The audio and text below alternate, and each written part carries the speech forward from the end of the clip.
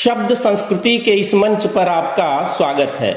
भले ही यह नया साल या न्यू ईयर पश्चिम ने दिया हो और हमारी सनातन संस्कृति का न हो, फिर भी जो लोग इसके साथ दिल से जुड़े हैं, इसे त्योहार की तरह मनाते हैं, उन सबको इस नए साल की ढेर सारी मंगल कामनाएं। सनातन संस्कृति यही है कि हम दूसरों का भी उतना ही सम्मान करते हैं जितना कि अपना।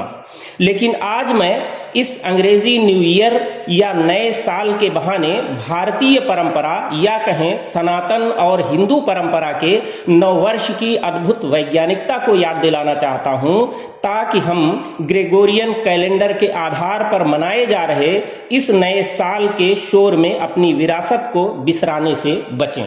हर साल जैसे ही 31 दिसंबर की रात में घड़ी की सुइयां 12 पर मिलती हैं, चारों तरफ शोर होना शुरू हो जाता है, आतिशबाजी होने लगती है और हैप्पी न्यू ईयर के संदेशों की बाढ़ आ जाती है।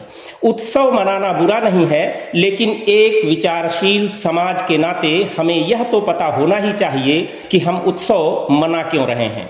क्या केवल इसलिए कि एक तारीख बदल रही है?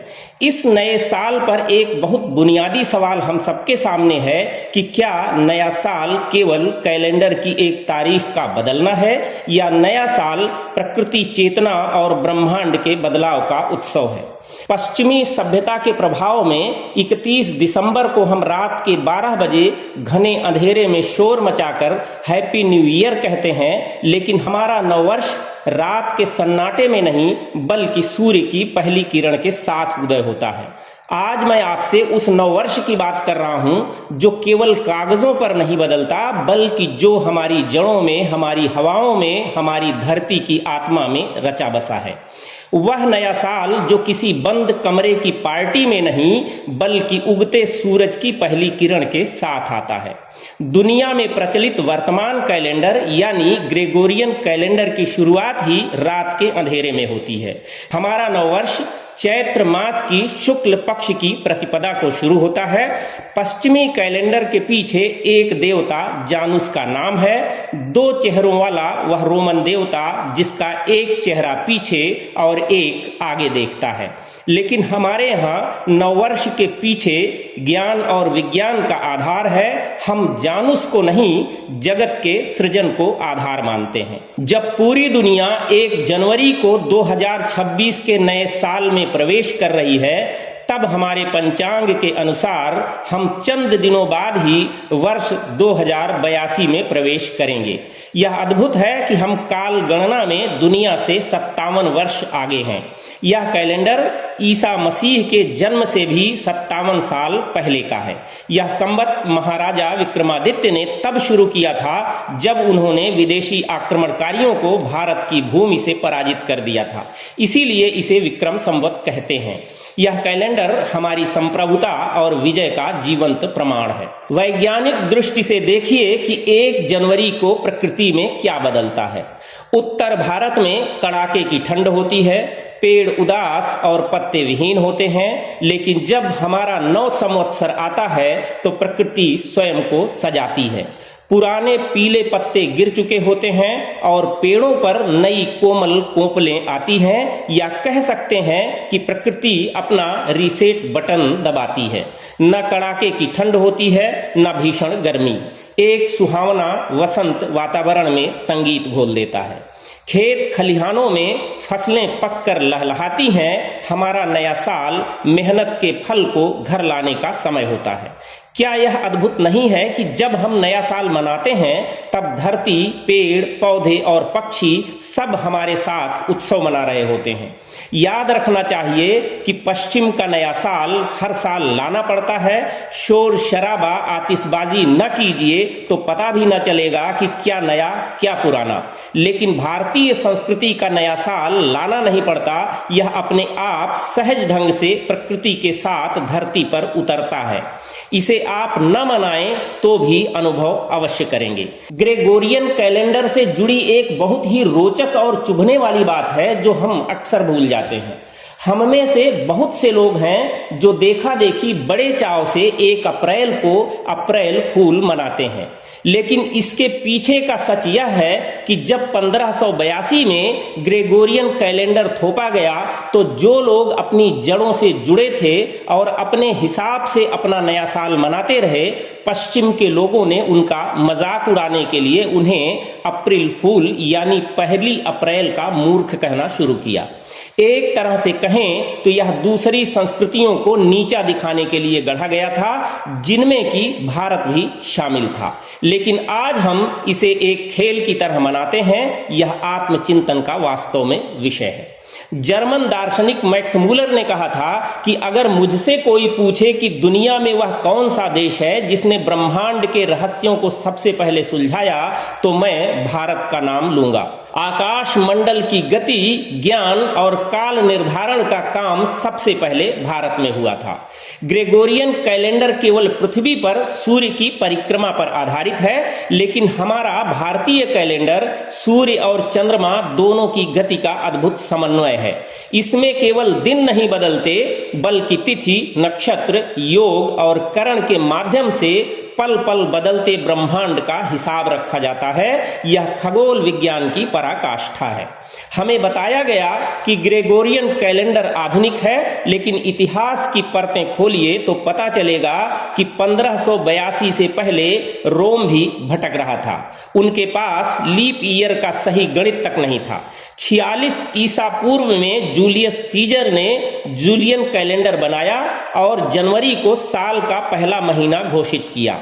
1582 में पोप ग्रेगरी 13वें ने जूलियन कैलेंडर की गलतियों को सुधार कर ग्रेगोरियन कैलेंडर लागू किया, जिसने 1 जनवरी को नए साल के रूप में पूरी दुनिया में स्थापित कर दिया।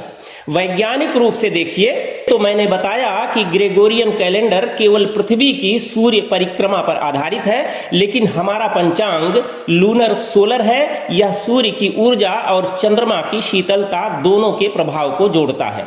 इसीलिए हमारे यहाँ केवल तारीख नहीं बदलती, नक्षत्र बदलते हैं, ऋतुएं बदलती हैं और शरीर का जैव चक्र यानी बायोलॉजिकल क्लॉक बदलता है। हमारा नववर्ष इतिहास की महानतम घटनाओं का गवाह है। सृष्टि आरंभ इससे जुड़ा है। ब्रह्म पुराण के अनुसार इसी दिन ब्रह्मा जी ने समय के चक्र को गति दी थी। भगवान राम का राज्याभिषेक भी हमारे नव संवत्सर से जुड़ा है। रावण पर विजय और राम राज्य की स्थापना का उत्सव इसी समय की बात है। नवरात्र की शक्ति साधना का यह प्रारंभ है। हमारे नव संवत्सर से चैत्र नवरात्रि शुरू होती है। यह वह समय है जब हम शक्ति की उपासना करते हैं। महर्षि दयानंद सरस्वती ने इसी दिन आर्य समाज की स्थापना की। सिख परंपरा के दूसरे गुरु अंगद देव जी का प्रकाश पर्व भी इसी तिथि को पड़ता है। वास्तव में आजादी के बाद नवंबर 1952 में डॉक्टर मेघनाद साहा जैसे महान वैज्ञानिकों के नेतृत्व में पंचांग सुधार समिति बनी थी। इस समिति ने स्पष्ट रूप से विक्रम संवत को भी स्वीकार करने की सिफारिश की थी, लेकिन तत्कालीन प्रधानमंत्री जवाहरलाल नेहरू के आग्रह पर 22 मार्च 1957 को ग्रेगोरियन कैलेंडर को ही सरकारी कामकाज के लिए अपना लिया गया। यही कारण है कि आज हम व्यापार और दफ्तरों में पश्चिमी कैलेंडर को मानक मानकर चलते हैं। भारतीय पंचांग को हम केवल तीज, त्योहारों, कर्मकांडों के लिए ही अपनाते हैं। यहीं पर आप संवत्सर और पंचांग का अर्थ भी समझ लें तो अच्छा रहेगा, क्योंकि जब भी हम अपने नववर्ष की बात करते हैं तो ये 2 शब्द बार बार सामने आते हैं, लेकिन क्या आपने कभी सोचा है कि इनका अर्थ क्या है?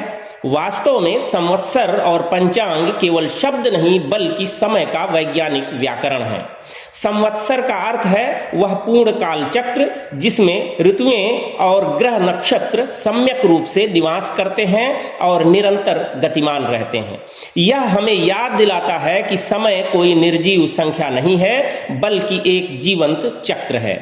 हमारे यहाँ 60 संवत्सरों का एक पूरा क्रम होता है जो बृहस्पति की गति पर आधारित है, यानी हमारा समय सीधे ब्रह्मांड की धड़कन से जुड़ा है। संवत्सर शब्द बना है सम और वत्सर को जोड़कर। वत्सर की बनावट भी रोचक है, पर बात लंबी खींचेगी।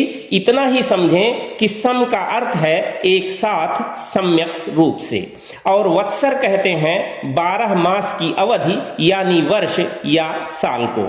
संवत्सर वास्तव में प्राचीन पंचवर्षीय युग की गणना में पहले वर्ष का नाम है। युग के 5 वर्षों में से प्रथम को संवत्सर कहने का कारण यह था कि इसमें शुक्ल प्रतिपदा को सूर्य संक्रांति पड़ती थी, अर्थात सौर मास तथा चांद्र मास एक साथ प्रारंभ होते थे। वैसे सौर मास और चांद्र मास की व्याख्या भी रोचक है, पर अभी हाल छोड़िए। सही कहें तो संवत्सर एक जीवंत शब्द है। इसके मूल भाव में 12 मास की प्रकृति के बार बार लौट आने का संकेत भी छिपा है। संवत्सरः यानी सम्यक वसति कालः, अर्थात वह कालखंड जिसमें समस्त ऋतुएं गति और परिवर्तन पूर्ण होकर पुनः अपनी प्रारंभिक स्थिति में लौट आते हैं। इसी कारण संवत्सर केवल एक वर्ष नहीं है, बल्कि ऋतुचक्र, कृषि चक्र, यज्ञ चक्र, जीवन चक्र की पूर्णता और पुनरावृत्ति का भी सूचक शब्द है। अब देखें कि पंचांग क्या है। सामान्य अर्थ आसानी से समझ में आता है कि 5 अंग अर्थात पंचांग। लेकिन कैसे, कौन से 5 अंग? तो पंचांग के 5 अंग वास्तव में समय के 5 अंग हैं। जैसे हमारे शरीर के अंग हमारे होने का प्रमाण है, वैसे ही समय के ये 5 अंग हैं, अर्थात तिथि, वार, नक्षत्र, योग और करण। ये 5 दिन की वैज्ञानिक पहचान होते हैं। तिथि हमें चंद्रमा की कला बताती है, नक्षत्र आकाश में हमारी स्थिति दर्शाता है, कुल 27 नक्षत्र माने जाते हैं, और वार सूर्य की ऊर्जा का प्रतीक है। एक सूर्योदय से अगले सूर्योदय तक का समय है, जैसे कि सोमवार, मंगलवार आदि। योग सूर्य और चंद्रमा की गति के योग से बनने वाली विशिष्ट स्थिति है। कुल 27 योग बनते हैं। करण एक तिथि का आधा भाग है। एक तिथि में 2 करण होते हैं, और इस तरह कुल 11 करण होते हैं। इस तरह से जब हम पंचांग देखते हैं तो हम केवल तारीख नहीं देखते, बल्कि हम यह देखते हैं कि उस क्षण में पूरे ब्रह्मांड की ऊर्जा हमारे साथ कैसे तालमेल बैठा रही है। यह सूक्ष्म गणना दुनिया के किसी और कैलेंडर में नहीं मिलती। तो बात यह है कि विचारधाराएं कोई भी हो, लेकिन सत्य को नकारा नहीं जा सकता। सनातन संस्कृति का हमारा नया साल प्रकृति के साथ कदम ताल करता है। इसमें शामें सुरमई हो जाती हैं और रातें उदार। 1 जनवरी को कैलेंडर बदलना आपकी आधुनिक मजबूरी हो सकती है, लेकिन चैत्र की प्रतिपदा को उत्सव मनाना आपकी सांस्कृतिक पहचान है। अंत में बस इतना ही कहूंगा कि जो समाज अपनी जड़ों को भूल जाता है, वह उस सूखे हुए पेड़ की तरह हो जाता है जिसकी कोई छाया नहीं होती। इसलिए अपनी विरासत को पहचानें, इसकी वैज्ञानिकता को समझें और गर्व के साथ अपनी संस्कृति के साथ खड़े हों।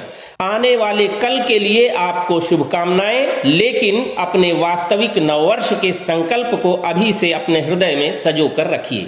आज बस इतना ही। पूरी बात धैर्यपूर्वक सुनने के लिए बहुत बहुत धन्यवाद।